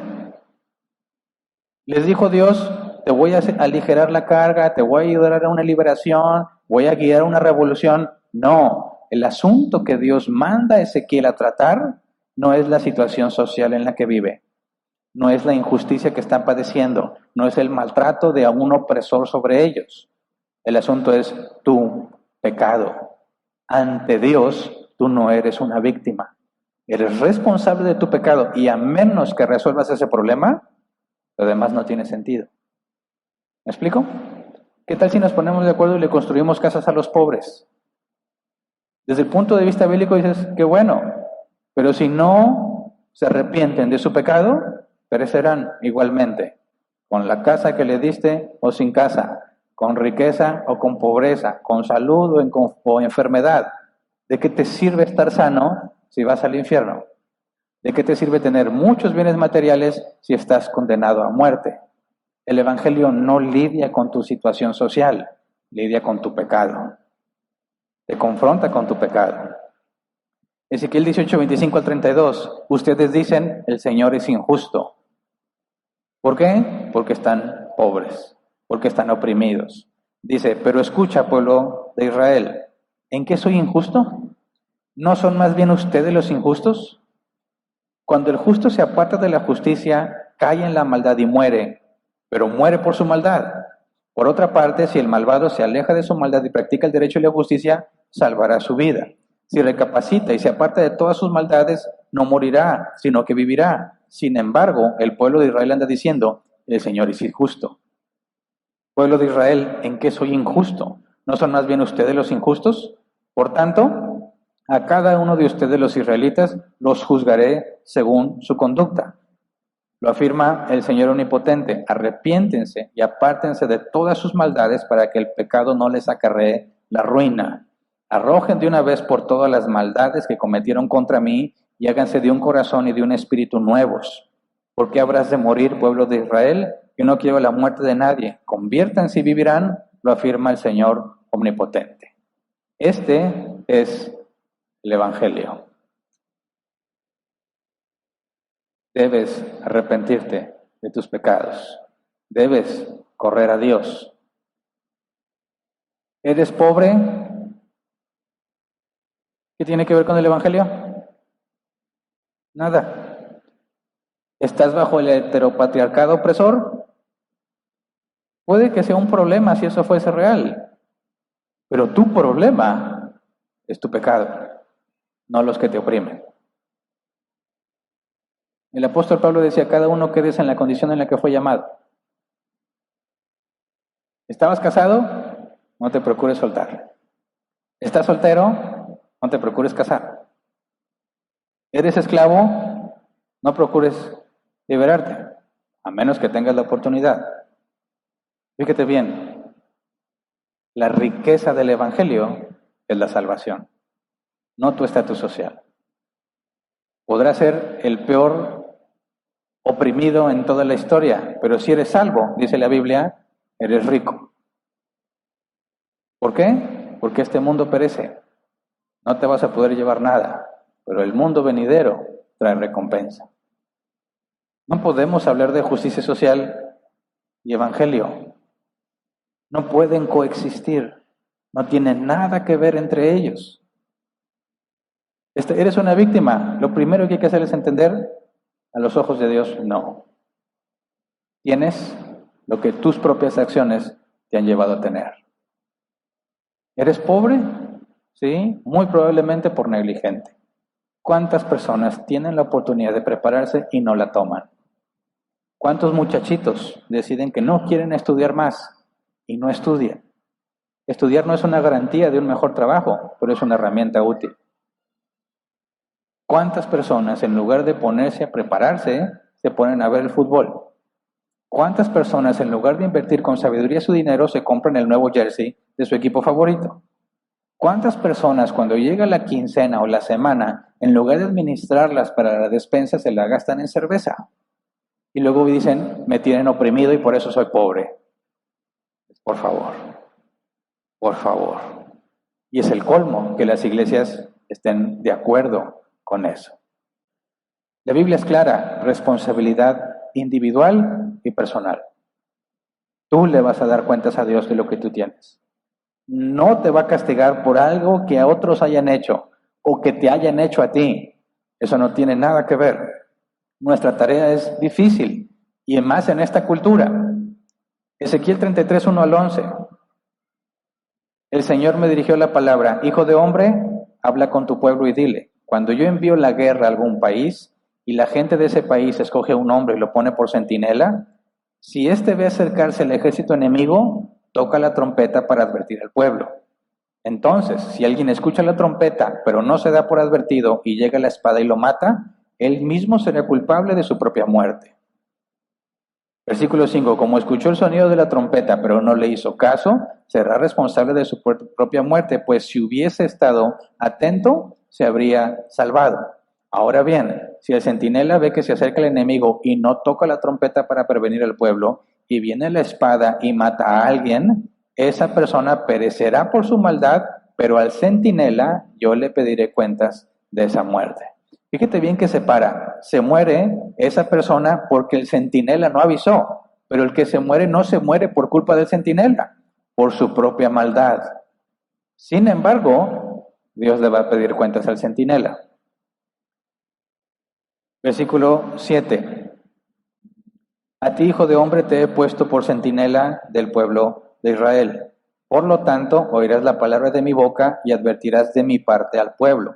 Cuando yo le diga al malvado, vas a morir, si tú no le adviertes que cambie su mala conducta, el malvado morirá por su pecado, pero a ti te pediré cuentas de su sangre. En cambio, si le adviertes al malvado que cambie su mala conducta y no lo hace, él morirá por su pecado, pero tú habrás salvado tu vida. Hijo de hombre, diles a los israelitas, ustedes dicen, nuestras rebeliones y nuestros pecados pesan sobre nosotros y nos estamos consumiendo en vida. ¿Cómo podremos vivir? Diles, tan cierto como que yo vivo, afirma el Señor Omnipotente, que no me alegro con la muerte del malvado, sino con que se convierte de su mala conducta y viva. Conviértete, pueblo de Israel, conviértete de tu conducta perversa, ¿por qué habrás de morir? Y aquí describe la tarea del que ha sido enviado a anunciar el mensaje de Dios. Y Jesús dijo, id por tanto y predicar el evangelio a toda criatura. Estamos en la misma situación que Ezequiel. Estamos en calidad de centinelas. Si tú les anuncias el mensaje y no lo hacen caso, allá ellos. Tú hiciste lo que te corresponde. Si no les diste el mensaje, mueran, sigue siendo responsabilidad de ellos. Pero Dios te va a demandar no haberle dicho la verdad. Hoy en día decir la verdad es discurso de odio. Cuando todo eso que está pasando en nuestro país vecino llegue aquí, los cristianos van a ser probados. Los que abracen esa ideología y pervierten el evangelio, y los que empiecen a sufrir por causa del evangelio. Ya no es un asunto hipotético que pudiera pasar, ya está pasando y lo tenemos muy cerquita. ¿Estás preparado para la persecución? ¿Estás preparado ante la posibilidad de quedarte sin trabajo por decir la verdad? ¿Están tus hijos preparados para responder como corresponde y permanecer en la senda cristiana? Estamos ya muy cerca de todo eso. Pero no es para que nos dé miedo, es para prepararnos. Prepararnos. Ahí viene. Yo estoy haciendo labor de centinela ahora. Ahí viene. Prepárate. Si no te preparas, tu sangre sea sobre tu cabeza. Por eso lo primero que les comenté, ¿lo están poniendo en práctica? Porque créeme, te lo digo por experiencia, cuando escuchas un tema dices, súper claro. Sí, pero cuando te tienes que ponerte a explicarlo, te das cuenta que realmente no entendiste nada. Y qué desperdicio que estemos teniendo la oportunidad de analizar lo que la cultura dice, una perspectiva bíblica y cómo responder, y que tú no aproveches para prepararte, porque no tarda en llegarnos toda esa problemática. Es una prueba muy complicada. ¿Qué amas más? ¿Lo que tienes o lo que se te encomendó en Cristo? Ahí va a estar el factor decisivo. Porque muchos pastores ya no quieren hablar del evangelio bíblico, que no quieren perder lo que tienen. No quieren perder a sus congregantes. No quieren perder la iglesia en la que están. No quieren perder su fuente de ingresos. No quieren que la gente los desprecie. entonces aceptas lo que el mundo quiere. ¿Qué quiere el mundo? Dáselo. Dicen, como quiere el mensaje, no lo alteramos. Nada más le cambiamos un poquito para que no parezca, pero aquí los agarramos y les decimos la verdad. Créeme, no funciona. La infidelidad al mensaje bíblico nunca va a traer buenos frutos. Ya he conocido a varios muchachos que toman ese concepto de voy a estar aquí como que infiltrado, nadie sabe lo que realmente pienso, me voy a ganar su confianza y luego ¡pum! Les doy el evangelio bíblico. Algunos de ellos ya permitieron su propia doctrina y ya predican exactamente lo mismo que decían que iban a cambiar. La Biblia nunca nos llama a aligerar el mensaje para tenderles una trampa. Proclama la palabra de Dios con fidelidad. Pablo le dice a Timoteo, preséntate ante Dios como un obrero aprobado, que interpreta correctamente la palabra de verdad. El evangelio bíblico es opuesto al evangelio social. El concepto de justicia social, que dice cosas muy ciertas y que estamos de acuerdo, la manera en que lo ponen en práctica es totalmente contrario a la Escritura. Si el gobierno tiene esa autoridad con la justicia social para poner las normas y las leyes que garanticen que todos sean tratados igual, los que más vamos a padecer somos los cristianos bíblicos. Porque tenemos la obligación de decir la verdad. Y el gobierno va a tener la autoridad para tratar de silenciarnos. ¿Y qué se supone que debemos hacer si tratan de silenciarnos? Rebelarnos.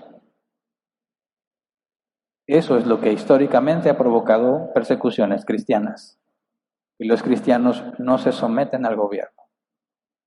Y a muchos les ha costado la vida. ¿Crees que no nos va a llegar eso? Sí nos va a llegar. ¿A qué grado? No lo sé, pero va a llegar. Los cristianos van a ceder, van a tratar de unificarse al mundo para que no pierdan lo que tienen. ¿Qué vamos a hacer nosotros? Prepárate. No desperdicies este tiempo. Dios puede, como Ezequiel, como Jeremías, como Elías, como Eliseo, como Moisés, usarnos para decir la verdad. Prácticamente la mayoría de los enviados tuvo una muerte dolorosa, injusta. Y como cristianos estamos llamados a aceptarla con gozo. No estoy diciendo que nos van a perseguir para matarnos, pero la presión social no tarda en llegar. Preparémonos, seamos fieles a Dios, con la frente en alto. Tienes que aprender que el mundo está en contra de la Escritura, y si tú quieres ser bíblico, estás en contra de todos, aún de los que se dicen cristianos. Y tienes que ser duro, firme, que no te doblas, que no te importa que lo pierdas todo, porque lo importante es Cristo, la perla de gran precio, el tesoro escondido en el campo. Quien los encuentra vende todo lo que tiene con tal de tenerlo. El cristianismo de muchos será probado. Preparémonos para pasar la prueba. ¿Ok? Vamos a ponernos de pie y vamos a orar.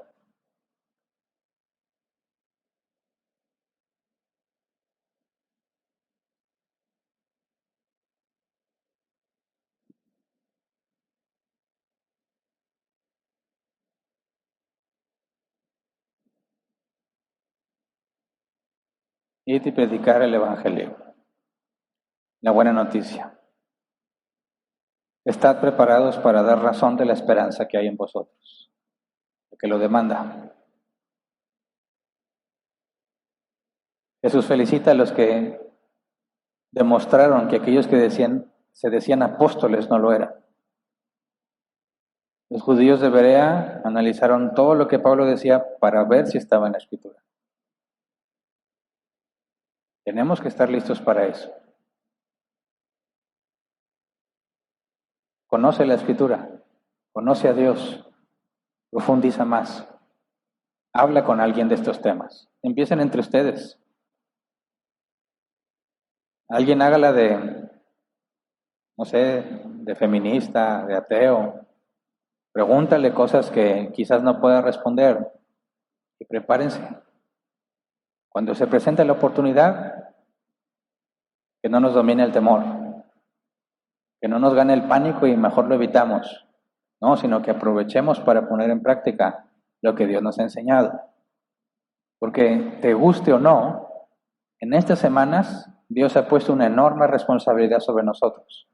Porque a quien más se le da, más se le demanda. Y al centinela que se le encarga dar el aviso y no lo da, se le demandará todos aquellos que perezcan porque no cumplió con su palabra, aunque los que perecen, perecen por su propio pecado.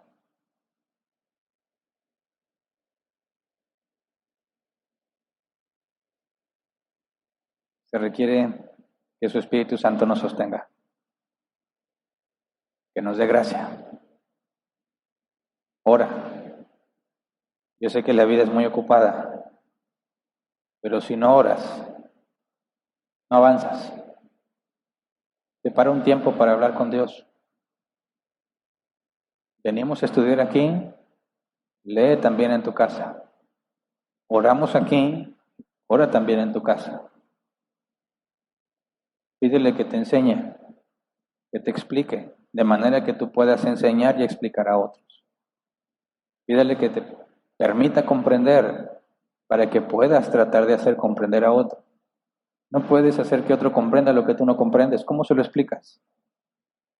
Empiezas tú, comprende bien el concepto, mastícalo, háblalo, y cuando se presente la oportunidad te vas a sentir contento y vas a poder ver en muchas ocasiones el poder de Dios obrando en esas personas que son iluminadas por la verdad de Cristo. Que ninguno de nosotros sea como el siervo malo, que le dio miedo y que ocultó lo que su Señor le encargó. Porque ese siervo malvado está condenado a muerte. Mejor que oigamos las palabras bien, siervo justo y fiel. En lo poco fuiste fiel, en lo mucho te pondré, entra en el gozo de tu Señor. Esa es nuestra meta. Bien, buen siervo y fiel. Vamos a orar al Señor. Señor, reconocemos, Padre, que hemos sido negligentes administrando nuestro tiempo, nuestros recursos y nuestra responsabilidad. Bien, estamos en la categoría que se menciona en la carta a los Hebreos, que debiendo ser maestros, aún somos como niños. Todo lo que nos has enseñado, Señor, debiéramos ser maestros en muchos temas. Y por nuestra negligencia, Señor, los hemos echado en saco roto. No nos acordamos más de lo que aprendimos, que no lo pusimos en práctica, porque no intentamos transmitírselo a otros. Señor, líbranos de nosotros mismos. Danos la capacidad no solo de comprender, sino de transmitirlo de una manera clara. Danos la capacidad para poner en palabras eso que hemos comprendido, de manera que resulte sencillo para otros comprenderlo. Permítenos, Señor, pensar también en aquellos que no te conocen. Muchas veces estamos tan concentrados en nosotros mismos, tan concentrados en avanzar, tan concentrados en agradarte que nos olvidamos completamente del que está perdido, del que está engañado, del que no tiene la verdad y necesita escucharla. Señor, muévenos dentro de nosotros para recordar que estábamos también así perdidos. Incluso nos decíamos cristianos, Señor, y estábamos en una profunda ignorancia, llenos de mucho pecado a causa de nuestra negligencia. pero por tu misericordia, Señor, nos hiciste entender. Nos libraste de muchos errores provocados por nuestra ignorancia, nuestra negligencia en el estudio de tu palabra. Entendemos que aún hay muchas personas así. Queremos verlas restauradas por tu poder. Queremos ser testigos fieles que hablan con claridad y honestidad lo que dice tu palabra, sin torcerla, sin modificarla para hacerla más atractiva. Tampoco, Señor, endureciéndola más de lo que es apropiado, sino que podamos hablar simplemente como mensajeros, como decía el apóstol Pablo, un siervo de Jesús, no con autoridad propia para hacerlo, sino con autoridad delegada por parte del Rey de Reyes y Señor de Señores, quien nos demandará cuentas de lo que nos ha encomendado. Señor, queremos rendir buenas cuentas. Queremos ser fieles en lo poco que nos has dado. Ayúdanos a no poner los ojos en este mundo, no poner los ojos en las riquezas de este mundo, en el éxito de este mundo, en la aprobación de este mundo. Queremos poner nuestros ojos en ti. Como dijiste en tu palabra, la mira en las cosas de arriba, que nuestras riquezas sean allá arriba, donde nadie las puede robar, donde la polilla no las destruye. Allá arriba, Señor, donde estaremos contigo por la eternidad. Enséñanos, Padre, a ser como tú. Por medio de tu Hijo Jesucristo nos has dado el testimonio, el ejemplo de negarnos a nosotros mismos, para que tu nombre sea exaltado. Cámbianos cada vez más, para que podamos decir como Juan el Bautista, es necesario que yo mengüe y que tú seas exaltado. Enséñanos, Padre, a vernos como administradores de todo lo que nos has encomendado, porque tú eres el dueño de todas las cosas. Enséñanos a rendirte cuentas en lo que hemos aprendido y en lo que hemos adquirido, tanto lo espiritual como lo material, que podamos, Señor, honrarte como corresponde, buscando ser buenos administradores, para que podamos enfrentar, Señor, a esta cultura y cumplir la tarea que nos has encomendado sin temor. Los apóstoles te rogaron que les concedieras predicar, Señor, a pesar de toda la oposición que tenía. Concédenos esa misma capacidad para que cuando lleguen los días malos, los días difíciles, los días en que no tengamos la libertad que tenemos ahora para hablar sobre estos temas, que podamos tener la conciencia tranquila, que mientras tuvimos la oportunidad lo hicimos con diligencia. Que ninguno de nosotros se lamente por haber sido negligente. Al contrario, pone en nosotros el querer como el hacer, para que hagamos tu buena voluntad, Señor. Gracias por todo tu amor, tu paciencia y tu misericordia para con nosotros. En el nombre de Jesús. Amén. ¿Pueden sentarse? Gracias.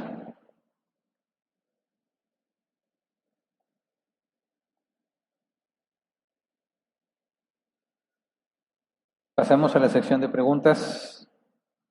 15 minutos para responder. Está el código QR para que se registren en el grupo de WhatsApp aquellos que aún no pertenecen.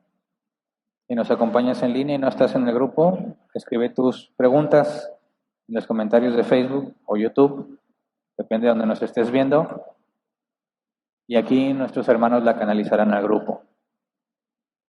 Si una pregunta no tiene nada que ver con el tema, la dejaré para el final, pero la historia me dice que nunca llegan esas preguntas del final, así que si no tiene que ver con el tema, prácticamente no va a tener respuesta, pero si Dios lo permite, este martes tenemos sesión de preguntas y respuestas a las 7 de la tarde, hora de México, del centro. En la página de Facebook de Árbol Plantado se publica el link que te lleva a YouTube. Asegúrate que cuando entres a ese link, si estabas en Facebook, actives ahí la opción de los 3 puntitos y le digas a abrir en YouTube, para que te deje usar el chat y puedas interactuar. Muy bien. Primera pregunta. Dice Hazel Ramírez: Pastor, yo trabajo en el Hospital de California. ¿Qué haría cuando un paciente llega y es admitido, pero en su historial él dice que nació hombre, pero se considera mujer? Como enfermera tengo que hablarle como si fuese mujer para respetar y no discriminarlo y someterme a las reglas del hospital? Depende.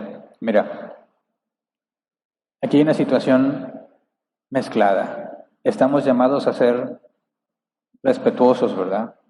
A amar a nuestro prójimo como a nosotros mismos. Lo he dicho en otras ocasiones, cuando a veces estás interactuando con una persona que está convencido de que su imaginación es real y no vas a tener oportunidad de poder hablar o tratar de llevarlo al Evangelio, no es necesario que entres en un conflicto, ¿verdad? Diciéndole, no, para mí tú no eres eso, porque eso iría en contra del comportamiento que debemos de tener en Cristo.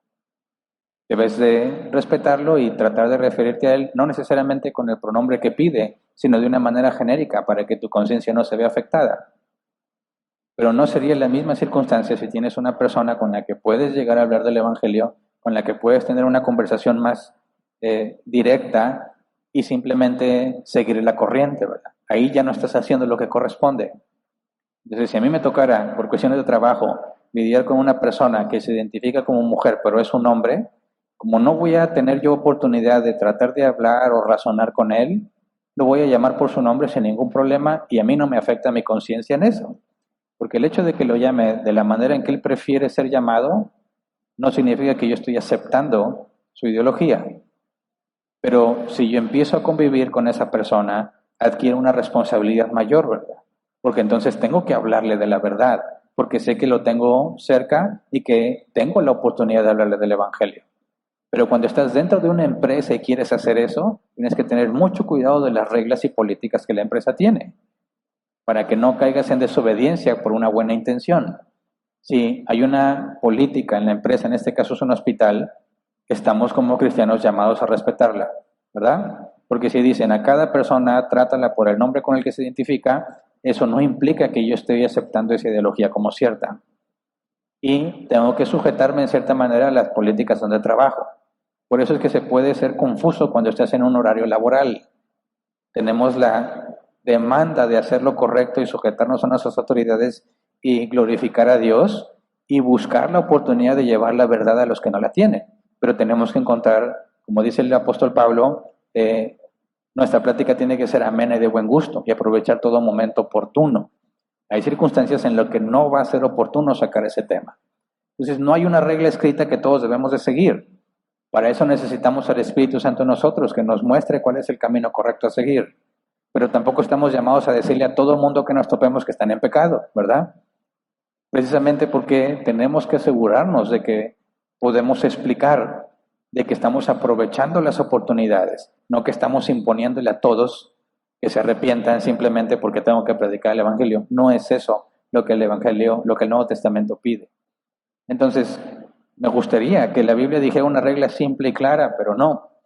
Es un asunto complejo que tiene que ser evaluado a la luz de la circunstancia, a la luz de tu conciencia y buscando glorificar a Dios en todo momento. Siguiente pregunta, también de Jacel Ramírez. En la época de los 40 y 50 el feminismo se levantó por causa de que la mujer no podía trabajar, o porque si se acabó una carrera y trabajaba como doctor recibía menos paga que el hombre solo por ser mujer, o si salías embarazada te corrían del trabajo. La mujer se levantó en contra. ¿Qué dice de esto? En esa época no tenía nada que ver con el feminismo de hoy, como por ejemplo el aborto. Claro que el feminismo de antes para nada es el de ahora, ¿verdad? El feminismo de hoy, en lugar de levantar a la mujer, realmente la oprime más. Si Dios quiere, dentro de poco estaremos analizando el tema del feminismo. En cuanto al feminismo de antes, de que la mujer tenga derecho a votar, por supuesto que eso es bíblicamente correcto. La mujer tiene la imagen de Dios, tiene la misma capacidad de voto que el hombre. No es justo que se le pague menos por ser mujer, eso es incorrecto. Bíblicamente tenemos que estar en contra de eso. Pero llamar feminismo a lo que sucede hoy en día, incluso las feministas están en desacuerdo del feminismo actual. Más me parece que es una desviación aberrante del feminismo, lo que ahora le llaman feminismo. Siguiente, Sandra Susaño. Dice, si un justo puede tener un hijo injusto, ¿cómo se cumple el requisito para ser obispo de que tener su casa en orden y en sujeción? Precisamente por lo que dice el requisito, orden y sujeción. Eso no significa que tú vas a convertir a tus hijos y que es un requisito que conviertas a tus hijos para que pueda ser diácono o anciano, porque la Biblia enseña claramente que, como Jesús le dijo a Nicodemo, los hijos de Dios son como el viento, no sabes ni a dónde vienen ni a dónde van, es Dios quien los hace nacer de nuevo. Entonces, ninguno de nosotros tenemos la garantía de que nuestros hijos serán convertidos o serán salvos. Eso ya fue ordenado desde antes de la fundación del mundo. Por consecuencia, no puede ser un requisito impuesto a una persona que convierta a sus hijos.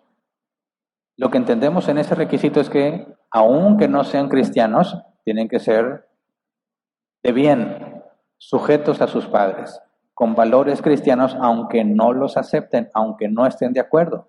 Mientras estén bajo nuestra autoridad, tenemos que enseñarles disciplina, tenemos que enseñarles orden, tenemos que enseñarles que tienen que ser de bien para la sociedad.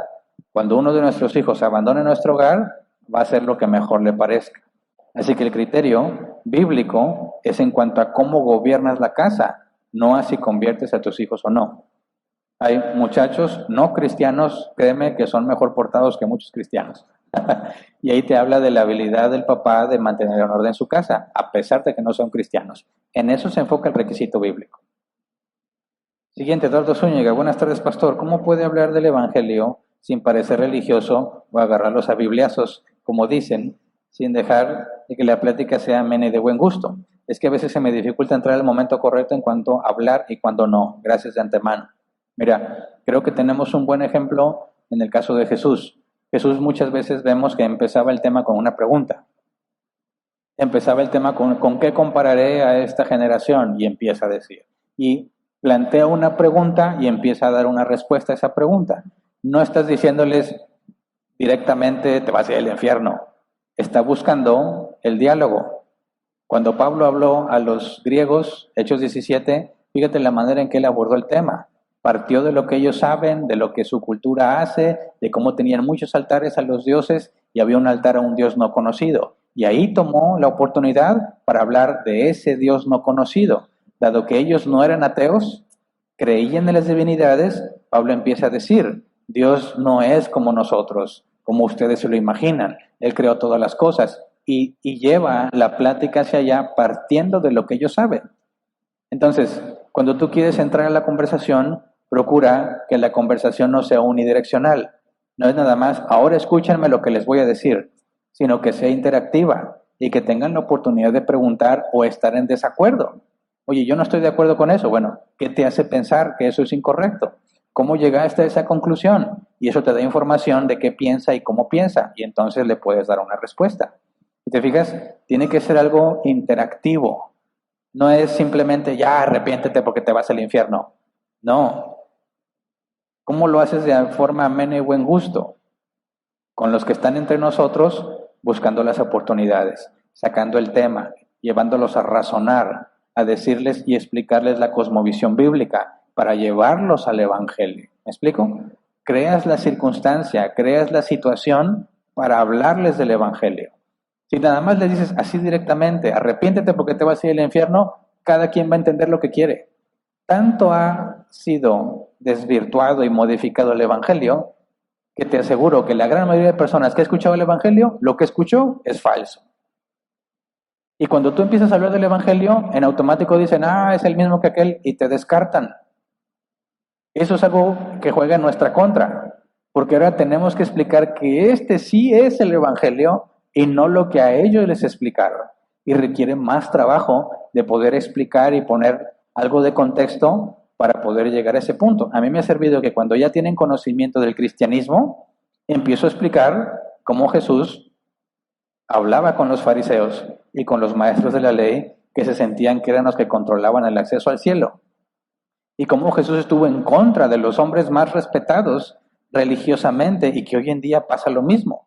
Y cuando les empiezas a hablar que mucho de lo que ellos escucharon, el propio Jesús lo rechaza, su concepto de cristianismo se modifica y en cierta forma están más abiertos a escuchar cuál es el evangelio bíblico.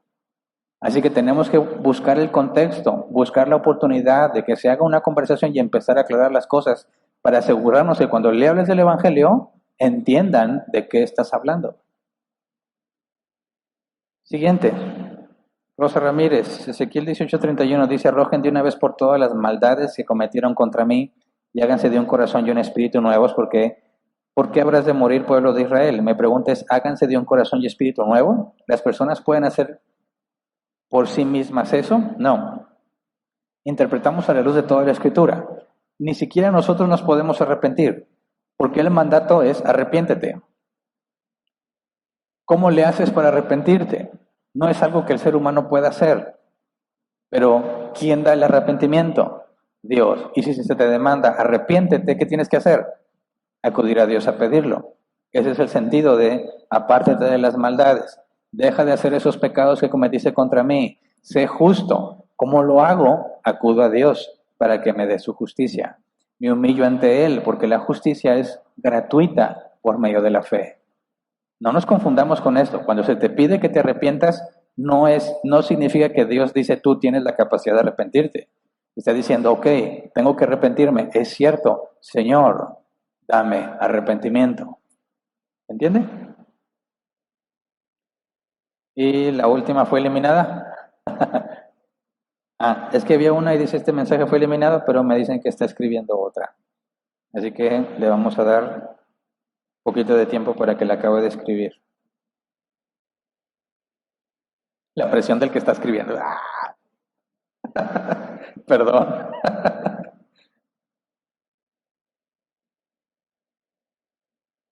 Dice, buenas tardes Hernán, pregunta Nayer Rodríguez. Mi pregunta es, ¿cómo podemos lidiar como papás con las escuelas que les quieren enseñar a los niños que existen diferentes tipos de familias? Uno como papá tendría que ir a hablar con el maestro y exponerle que no estamos de acuerdo con esto. Bueno, es complejo y hay distintas opiniones entre los cristianos. Yo te voy a decir qué es lo que mi esposa y yo consideramos que era lo más apropiado en este caso, partiendo de la Escritura. Partiendo de la oración sacerdotal, lo que se le conoce como la oración sacerdotal de Jesús, creo que es Juan 17, Padre, no te pido que los quites del mundo, sino que los guardes del maligno. Están en el mundo, pero no son del mundo. Para nosotros, para mí, eso significa que yo no tengo por qué aislar a mis hijos de los peligros del mundo. Obviamente va a depender mucho de su edad y qué tipo de peligros. Más bien, tengo que enseñarles a permanecer en la verdad en el mundo en el que se encuentran. Cuando nosotros los íbamos a meter a una escuela, decidimos primero, no, pues un colegio cristiano. Y dijimos, no, mejor no. ¿Por qué no? Un colegio cristiano es lo mejor.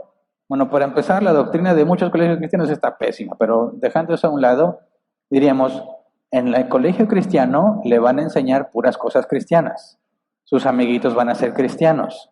Todo lo que oigan y escuchen va a ser cristiano, pero ellos no viven en un mundo cristiano. Cuando salgan del colegio y vayan a otra escuela, les dice, bueno, secundaria cristiana. Cuando salgan de la secundaria, preparatoria cristiana. Ok, hasta ahí ya no hay universidades cristianas. Cuando llegan a la universidad, los hijos se apartan del cristianismo. ¿Por qué? Porque no saben vivir en el mundo. No los capacitaron para vivir en el mundo. No saben responder a los cuestionamientos. No saben permanecer firmes ante las burlas. No saben tener la frente en alto por lo que creen. Porque nunca se los enseñaste, porque los tuviste en una burbuja. Y en esa burbuja los cuidaste hasta que de repente la burbuja estalla y son totalmente incapaces de explicar por qué creen lo que creen. De hecho, ni siquiera saben qué creen. Así que yo no considero que hay que hablar con el maestro. Lo que nosotros hicimos fue hablar con nuestros hijos y decirles, te van a decir esto y te van a decir que un hombre puede ser una mujer. Y hay que explicarle, pero eso no tiene ningún sentido. Usa tu razonamiento. Un hombre no es hombre porque así se sienta, sino porque así fue diseñado. Y tiene responsabilidades como hombre que Dios le va a demandar, aunque él se sienta mujer. Y tenemos que enseñarles la cosmovisión cristiana, que es la naturaleza pecaminosa, para que cuando ellos escuchen eso, le den un sentido a lo que están escuchando y lo integren a la manera en que ven el mundo, porque no van a estar fuera de este mundo hasta que Cristo venga. Entonces, yo no aconsejo que seamos defensivos para tratar de evitar que nuestros hijos lo oigan. Más bien hay que preparar a nuestros hijos para cuando lo oigan. Porque ahorita, cuando están pequeñitos, tú estás ahí al control y puedes filtrar lo que ven y lo que escuchan. Pero más pronto que tarde vas a tener cero control sobre lo que ven y lo que escuchan. Es mejor aprovechar ahorita que sabes que ven y que escuchan, enseñarles a procesarlo con una cosmovisión bíblica, para que cuando tú no estés ahí, ellos puedan responder y decidir correctamente. Pero no es algo que la Biblia diga que así debe de ser. Y respeto a aquel que dice, no, yo voy a procurar que mi hijo no lo escuche. Ok, me parece que la experiencia apunta que eso es un rotundo fracaso en la mayoría de los casos. Checa nada más las estadísticas, lástima que aquí en México no hay esas estadísticas, pero las estadísticas en Estados Unidos de los jóvenes que crecieron en la iglesia y que estuvieron en colegios cristianos hasta la preparatoria, el equivalente, cuando entraron a la universidad, más del 86% dejaron el cristianismo. Las razones, les cuestionaron su fe, se burlaron de su fe, les cuestionaron sobre la evolución, no pudieron responder, concluyeron que el cristianismo era falso. ¿De qué les sirvió toda esa vida en una burbuja cristiana? Cuando el mundo los cuestionó, no pudieron dar razón de lo que creen. Por eso creo yo que no es el camino correcto, pero Dios nos ha dado la libertad de escoger el mejor camino que consideres para tus hijos. Es todo.